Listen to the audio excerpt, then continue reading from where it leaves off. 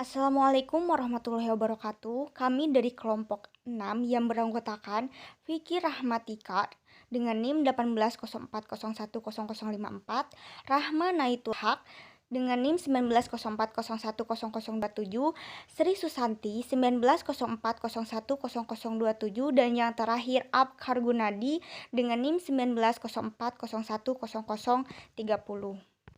Di sini kami akan mempresentasikan tentang dampak permasalahan alih fungsi lahan pertanian terhadap masyarakat di Dusun Puncel, Desa Dekat Wetan, Lamongan. Pertama-tama kami akan menjelaskan latar belakang terlebih dahulu. Nah, Indonesia merupakan negara agraris di mana pertanian merupakan basis utama perekonomian nasional. Sebagian besar masyarakat Indonesia masih menggantungkan hidupnya pada sektor pertanian. Sektor pertanian telah memberikan sumbangan besar dalam pembangunan nasional, seperti peningkatan ketahanan nasional, penyerapan tenaga kerja, peningkatan pendapatan masyarakat, peningkatan pendapatan domestik regional bruto atau PDRB, perolehan devisa melalui ekspor-impor, dan penekanan inflasi. Fungsi intermediasi perbankan memang masih belum berjalan secara optimal. Konversi lahan atau alih fungsi lahan pertanian sebenarnya bukan masalah baru. Ini sudah menjadi masalah lama. Ini disebabkan karena pertumbuhan penduduk dan pertumbuhan perekonomian menuntut pembangunan infrastruktur baik berupa jalan, bangunan industri, dan pemukiman. Hal ini tentu saja harus didukung dengan ketersediaan lahan.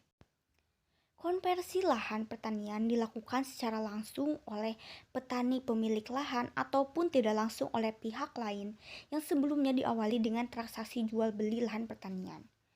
Faktor-faktor yang mempengaruhi pemilik lahan mengkonversi lahan atau menjual lahan pertaniannya adalah harga lahan, proporsi pendapatan, luas lahan, produktivitas lahan, status lahan, dan kebijakan-kebijakan oleh pemerintah. Berikut beberapa faktor penyebab alih fungsi lahan. Dari sisi eksternal, pertama, tekanan ekonomi pada saat krisis ekonomi. Yang kedua, sering mengalami gagal panen. Berikut beberapa faktor penyebab alih fungsi lahan. Dari sisi eksternal, yang pertama itu dikarenakan tekanan ekonomi pada saat krisis ekonomi. Banyaknya masyarakat yang kurang mampu di Dusun Puncel menyebabkan banyak petani menjual asetnya untuk memenuhi kebutuhan hidup yang berdampak meningkatkan alih fungsi lahan dan makin meningkatkan penguasaan lahan pada pihak-pihak pemilik modal. Kedua yaitu petani sering mengalami gagal panen.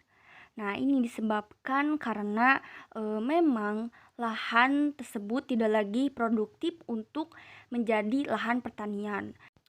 Selain itu, memang di Dusun Puncel ini beberapa tahun terakhir ini adanya serangan hama dan penyakit terhadap hasil pertanian. Sehingga petani menjual lahannya kepada pihak-pihak yang memiliki modal.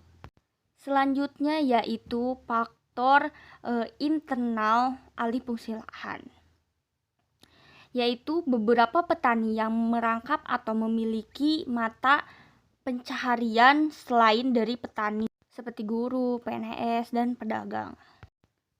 Selanjutnya di sini kita akan menjelaskan tentang dampak positif pembangunan perumahan dan industri. Yaitu menambah lapangan kerja di sektor non-pertanian seperti jasa konstruksi dan industri. Nah, sedangkan dampak negatifnya yaitu 1. Berkurangnya luas sawah yang mengakibatkan turunnya produksi padi. 2. Mengakibatkan bergesernya lapangan kerja dari sektor pertanian ke non-pertanian. Terakhir, kami akan menyimpulkan dari materi yang kami susun, yaitu dari segi mata pencaharian ada berbagai macam pekerjaan yang ditekuni oleh petani terdampak alih fungsi lahan pertanian menjadi kawasan perumahan itu.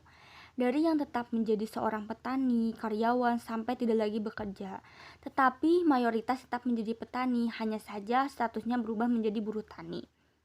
Kemudian terkait dengan pendapatan, dari 42 informan ada 38 informan atau 83,4%, informan mengatakan kalau pendapatannya menurun sesudah terjadi alih fungsi lahan.